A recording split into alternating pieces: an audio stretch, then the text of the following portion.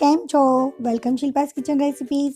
Friends, આજના એપિસોડમાં આપણે જોઈશું કે આમળાને એક વર્ષ સુધી સ્ટોર કરવા માટે મસાલા આમળાની સુકવણી કઈ રીતે કરીશું, જેથી આપણે આમળાને આખું વર્ષ ખાઈ શકીએ અને તેના ઘણા બધા ફાયદાઓનો લાભ લઈ શકીએ. તો ફ્રેન્ડ્સ, આપણે રેસીપી સ્ટાર્ટ કરીએ પહેલાં તમને એક રિક્વેસ્ટ છે કે જો તમે મારી ચેનલને હજી સુધી સબસ્ક્રાઈબ નથી કર્યું તો નીચે જે લાલ કલરનું સબસ્ક્રાઈબ છે તેને પ્રેસ કરી અને બાજુમાં જે બેલ આવે તેને પણ પ્રેસ કરી અને ઓલ પ્રેસ કરી લેજો, જેથી મારા નવા બધા જ વિડીયોની નોટિફિકેશન તરત મળી રહે. આ બિલકુલ ફ્રી છે અને હું આવી નવી વાનગી લાવતી રહું છું. અને જો તમારું સબસ્ક્રાઈબ ગ્રે કલરનું છે તો તમે પહેલેથી સબસ્ક્રાઈબ કરેલું છે, બીજી વખત કરવાનું નથી. તો ફ્રેન્ડ્સ, આપણે સ્ટાર્ટ કરીએ. સૌથી પહેલાં આપણે એના માટે આમળા લેવાના છે. આમળા એકદમ ફ્રેશ લેવાના છે અને ડાઘ વિનાના લેવાના છે, જેથી આપણા આમળા એકદમ વ્હાઈટ બને અને કાળા ન પડે. હવે આમળાને મેં ધોઈને સાફ કરી લીધેલા છે. હવે આપણે આમળાની છીણ કરી લેશું. આ રીતે કોઈ પણ ખમણી હોય આપણા ઘરે તો એ ખમણીથી આપણે ખમણી લેવાનું છે, પણ લોખંડની ખમણીનો યુઝ નથી કરવાનો, નહીંતર લોખંડના હિસાબે આપણા આમળા કાળા પડી જશે અને એનો ટેસ્ટ બરાબર નહીં આવે. તો હંમેશા સ્ટીલ સ્ટિકની યુઝ કરવાની છે અને એનાથી સરસ ખમણી લેવાનું છે.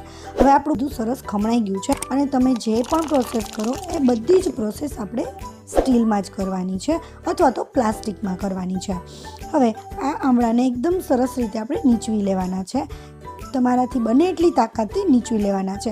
આ રીતે ના નીચવી શકો તો એક કોટનના કપડામાં ભરી અને એને આટી વાળી અને એ રીતે પણ તમે નીચવી શકો છો, એને દબાવીને. હવે આપણા આમળા બધા જ નીચવાઈ ગયા છે, એકદમ સરસ છૂટું તમે જોઈ શકો છો કે એકદમ કોરા થઈ ગયા છે. હવે એ આમળાની અંદર આપણે મસાલા એડ કરીશું. મસાલામાં આપણે અડધી ચમચી સંચર, 1 ચમચી શેકેલું જીરું પાવડર, અડધી ચમચી ચાટ મસાલો, અડધી ચમચી આમચૂર પાવડર અને 1 ચમચી મીઠું. આમચૂર પાવડર નાખવાથી એનો ટેસ્ટ વધારે સરસ આવે છે. આમ તો આમળા ખાટા જ હોય છે, પરંતુ આમચૂર પાવડર નાખશો તો એનો ટેસ્ટ ખૂબ જ સરસ આવશે. હવે આ બધું સરસ રીતે મિક્સ કરી લેવાનું છે અને એને એક પ્લાસ્ટિકના ડબ્બામાં ભરી અને રાખી દઈશું 4 થી 5 કલાક માટે, જેથી સંચર અને મીઠું બધું ઓગળી જાય અને બધો મસાલો છે એ પણ આમળામાં ચડી જાય અને આપણા આમળા ટેસ્ટી બનશે. 4 થી 5 કલાક પછી આ રીતે પ્લાસ્ટિકની ડીશમાં નાખી અને બધું છૂટું કરી અને એને 1 દિવસ તડકે રાખવાનું છે. 1 દિવસ તડકે રાખશો ત્યાં કાફી થઈ જશે. 1 દિવસમાં તમે જોઈ શકો છો સરસ સુકાઈ ગઈ છે. તડકો થોડો પણ આવશે એટલે સરસ સુકાઈને એકદમ ક્રિસ્પી બની જશે. હવે એને આપણે એક મોટા ચારણાથી ચાળી નાખશું. તમારી પાસે કોઈ પણ સેજ ચાર ટાઈપનો હોય તેમાં જે ઝીણો મસાલો જે છે એ બહાર નીકળી જશે અને જેટલો અંદર આમળામાં ચડી ગયો હશે એનો ટેસ્ટ સરસ લાગશે અને તમે આમને આમ જ આખું વર્ષ ખાઈ શકો છો. અને આને હજી પણ વધારે ટેસ્ટી બનાવવી હોય તો 1 ચમચી ઘી નાખી અને એને શેકી લેવાની, પરંતુ જરૂર હોય એટલું જ શેકવાનું, કારણ કે બધું શેકશો તો લાંબા ટાઈમે એમાં ઘીની વાસ આવવા લાગશે. એટલે આમને આમ જ રાખી અને જરૂર હોય એટલું જ શેકવું અને આમને આમ ભાવતી હોય તો એમ પણ તમે ખાઈ શકો છો.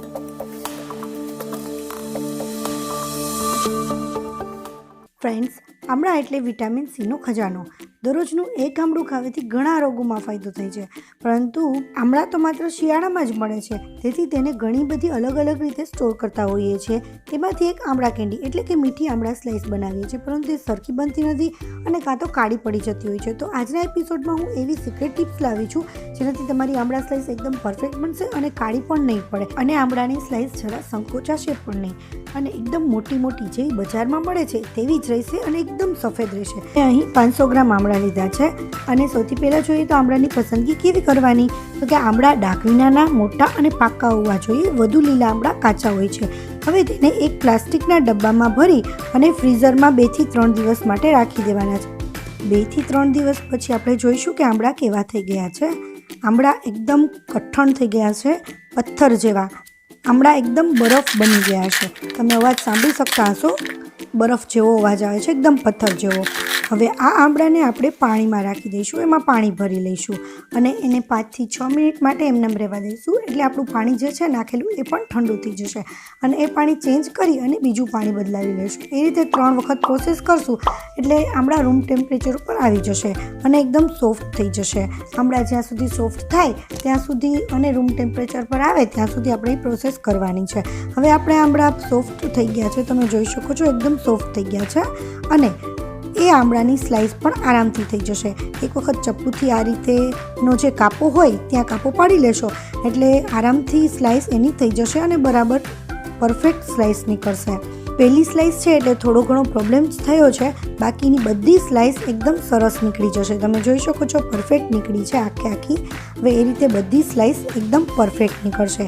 બાકીની બધી સ્લાઇસ તો એનો જે કાપો હોય ત્યાંથી આરામથી બધી નીકળી જશે. તમે જોઈ શકો છો મારી બધી સ્લાઇસ આરામથી નીકળી ગઈ છે. હવે બધી સ્લાઇસ કાઢી લીધી છે. તમે જોઈ શકો છો કેવી સરસ નીકળી છે. અને હવે આપણે એને એક પ્લાસ્ટિકમાં બાઉલમાં ટ્રાન્સફર કરી લેશું. આમળાની સ્લાઇસ બનાવતી વખતે ખાસ ધ્યાન રાખવાનું છે કે આમળાની બધી જ પ્રોસેસ પ્લાસ્ટિકમાં જ કરવાની છે, કારણ કે નહીં તો કાળું પડી જશે. હવે એમાં ચપટી મીઠું નાખી દઈશું. ચપટી મીઠું જે છે એ ખટાશને અને ગળાશને બેલેન્સ કરે છે, એનાથી ટેસ્ટ ખૂબ જ સરસ આવે છે, એટલે ચોક્કસ નાખજો. હવે આપણે 500 ગ્રામ આમળા લીધા છે એટલે 400 ગ્રામ જેટલી ખાંડ એમાં એડ કરીશું. અને લીંબુ 1 ચમચી એ ખાસ ઉમેરજો, એનાથી તમારા આમળા એકદમ સફેદ થશે, જેવા મારા બન્યા છે. તમે આગળ જોયું કે મારા આમળા કેટલા સફેદ હતા. હવે ખાંડને બધી સરસ રીતે મિક્સ કરી અને એને ઢાંકી અને 2 થી 3 દિવસ માટે રાખી દેવાની છે. તમે જોઈ શકો છો 2 દિવસ પછી આ રીતે હજી સેજ ખાંડ છે. જો તમારી ખાંડ ઝીણી હશે તો જલ્દી ઓગળી જશે અને મોટી ખાંડ હશે તો વાર લાગશે. એટલે ખાંડને આમનામ પાણી નાખ્યા વિના જ ઓગળવા દેવાની છે. હવે મેં આ રીતે ડીશમાં પાણી રાખી અને એના અંદર બાઉલ રાખ્યું છે, જેથી કીડીઓ કે બીજે કોઈ જીવાત ના ચડે. ત્યારે ગળી વસ્તુ હોય છે એમાં કીડી ચડી જાય છે. હવે તમે જોઈ શકો છો કે 3 દિવસ પછી આપણી ખાંડ એકદમ સરસ રીતે ઓગળી ગઈ છે અને એની ચાસણી પણ સરસ થઈ ગઈ છે. આટલી પ્રોસેસ થશે ત્યાં સુધીમાં આપણા આમળા પણ એકદમ સરસ ટ્રાન્સપરન્ટ ટાઈપ થઈ ગયા હશે. આમળાની અંદર સુધી ખાંડની ચાસણી આવી ગઈ હશે. હવે એને આ રીતે એક ગરણામાં ગાળી લેવાની, જેથી ચાસણી બધી ગળાઈ જશે અને 2 મિનિટ સુધી નીતરવા દેવાની છે. અને બીજી ચાસણી જે છે એનો પણ તમે શરબત બનાવીને પી શકો છો. હવે આ રીતની કોઈ પણ જારી તમારી પાસે અવેલેબલ હોય એની અંદર આપણે આમળાની બધી સ્લાઇસ જે છે એ સૂકવી દઈશું અને એકદમ છૂટી કરી દઈશું. છૂટી આ રીતે કરીએ એ રીતે પણ તમે કરી શકો છો. અને આમળાની સ્લાઇસને તમે ગોઠવીને પણ સૂકવી શકો છો. ગોઠવીને સૂકવશો તો આમળાની સ્લાઇસ એકાબીજાને ચીપકશે પણ નહીં અને પરફેક્ટ બનશે. તો મેં આ રીતે બધી સ્લાઇસને ગોઠવી દીધી છે અને 2 થી 3 દિવસ સુધી તડકામાં એને રાખવાની છે. હવે આપણે 2 થી 3 દિવસ સુધી તડકામાં રાખ્યા પછી જોઈએ કે મારી અડધી લાઈન તો એમનેમ જ ખવાઈ ગઈ છે. તમે જોઈ શકો છો કે કેટલી ટેસ્ટી બની હશે. અને આ રીતે નીચે થાળી રાખી હતી એમાં પણ ચાસણી નીતરી ગઈ છે. હવે આપણે જે જાળી હતી એમાં જ ડાયરેક્ટ આપણે સુગર પાવડર નાખી દઈશું. સુગર પાવડરથી એકદમ છૂટી રહેશે. ફ્રેન્ડ્સ, નીચે જે કમેન્ટ બોક્સ આપેલું છે એમાં મને કહેજો કે તમને મારી રેસીપી કેવી લાગી.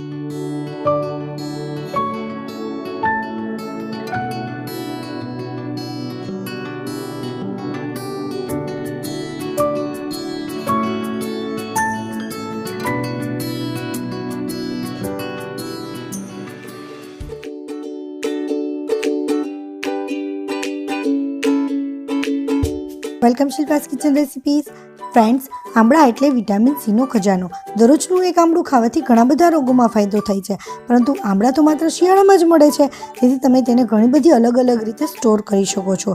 તેમાંથી એક છે આમળાનો મુરબ્બો, અને આ આમળાનો ઇન્સ્ટન્ટ મુરબ્બો બનાવીશું. આ મુરબ્બો માત્ર 10 જ મિનિટમાં તૈયાર થઈ જાય છે અને તેને તમે આખું વર્ષ સ્ટોર કરી શકો. સૌથી પહેલાં આપણે આમળા લેવાના છે. મેં અહીંયા 500 ગ્રામ આમળા લીધા છે. આમળા એકદમ તાજા છે અને એને મેં ધોઈ અને સાફ કરી લીધા છે. હવે આમળા ડાઘ વિનાના હશે તો એનો ટેસ્ટ સરસ આવશે, એટલે ડાઘ વિનાના હોય એવા આમળા આપણે લેવાના છે. હવે આ આમળાને એક ખમણી હોય આપણા ઘરમાં ગમે તેવી, આ ટાઈપની ખમણી હોય તો ચાલે, અને પ્લાસ્ટિકની જે ખમણી આવે છે એ પણ તમારા ઘરમાં જે અવેલેબલ હોય એ ખમણીથી આપણે બધા આમળાને ખમણી લેવાના છે. અને એક વાતનું ખાસ ધ્યાન રાખવાનું છે કે લોખંડની વસ્તુ હોય એમાં આમળાનો કંઈ પણ પ્રોસેસ નહીં કરવાની, અને સ્ટીલમાં કરો છો તો પણ તમે થઈ જાય એટલે તરત બીજા પ્લાસ્ટિકના વાસણમાં કાઢી લેવું. આ રીતે તમે જોઈ શકો છો સરસ ખમણાઈ ગયું છે, અને હું ખમણી અને ફટાફટ મેં આ પ્લાસ્ટિકના વાસણમાં કાઢી લીધું છે. આ રીતે પ્લાસ્ટિકના વાસણમાં જ બને તો ખમણવું. અને હવે આપણું ખમણાઈ ગયું છે સરસ. હવે આપણે એક પેનમાં ખાંડ લઈશું. ખાંડ મેં અહીંયા 400 ગ્રામ લીધી છે. 500 ગ્રામ આમળા હોય એટલે 400 ગ્રામ ખાંડ લેવાની છે. અને સેજ મીઠું એડ કરવાનું છે. મીઠું નાખવાથી એનો ટેસ્ટ ખૂબ જ સરસ આવે છે, અને ચપટી જ મીઠું નાખવાનું છે. પાણી નથી નાખવાનું અને ચાસણી પણ નથી બનાવવાની એની. અને એને આપણે આમળા નાખી દઈશું. જે આમળાનું છીણ કરેલું હતું એ. આમળાના છીણમાં જે પાણી રહેલું હોય છે એનાથી જ આપણી જે ખાંડ છે એ બધી ઓગળી જશે અને એના લીધે આપણી ચાસણી પણ ફટાફટ આવી જશે અને મુરબ્બો પણ જલ્દી બની જશે અને ગેસ પણ ઓછો વપરાશે. હવે આને ઢાંકી દઈએ અને 2 મિનિટ સુધી પાકવા દઈએ. 2 મિનિટ સુધી પાકવા દઈશું એટલે થોડી ઘણી ખાંડ ઓગળી જશે અને ફરીથી હલાવી લઈશું. ત્યાર પછી હલાવીને એમાં ફરીથી એને આપણે ઢાંકી દઈશું અને ફરીથી એને 3 થી 4 મિનિટ સુધી પાકવા દઈશું. આ રીતે 2 થી 3 વખત પ્રોસેસ કરવાની છે. આ રીતે ઢાંકીને પકાવશું એટલે આપણા આમળા પણ સરસ રીતે પાકી જશે. હવે આપણે ફરીથી એક વખત હલાવી લઈએ અને આપણા આમળાનો જે મુરબ્બો છે એ તૈયાર થઈ ગયો છે. માત્ર 10 જ મિનિટમાં તૈયાર થઈ જશે અને બહુ ચાસણી નથી લેવાની.